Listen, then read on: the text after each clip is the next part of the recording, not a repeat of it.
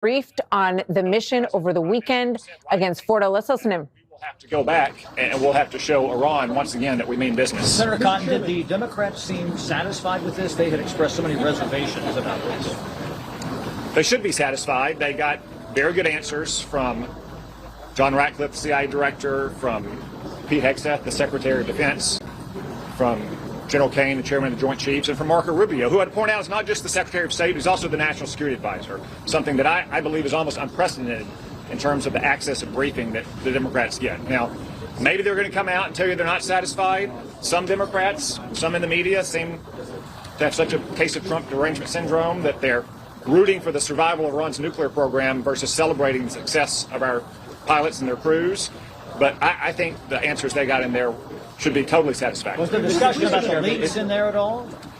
Yes, there was condemnation of the leaks by both the briefers and Republicans and Democrats, for that matter. We should not ever leak classified information. Mr. Chairman, if there's additional force required necessary to do further damage to Iran's nuclear program, do you think that action should be vetted or consulted through Congress?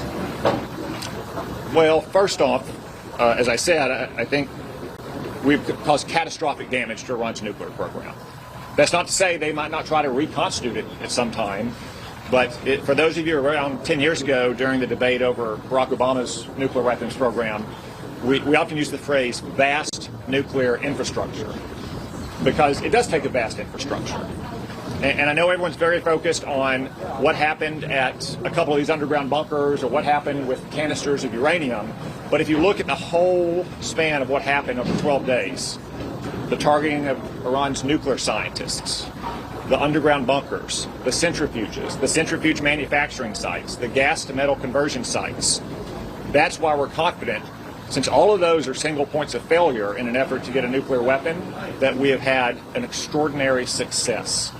Now, again, both the President and Prime Minister Netanyahu have said that Iran should not try to reconstitute their nuclear weapons program, and if they do, then all options will remain on the table. If this leader is a member, do you think they should be prosecuted? Todd Blanche wouldn't rule that out last night when asked about it. Well, the law applies equally to everyone, and no one should leak classified information.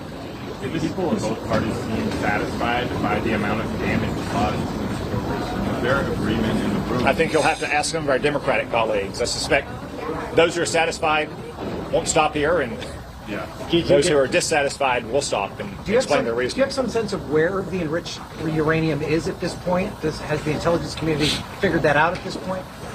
I don't have a comment on that. I will say it was not part of the mission to destroy all their enriched uranium or to seize it or anything else.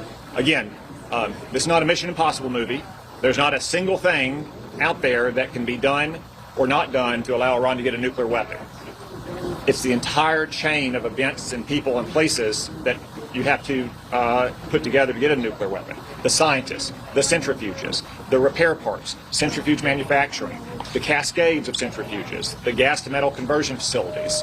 But I'm confident the mission was extraordinary. But if that enriched uranium, you're not sure where that is. Senator Johnson, can you come over?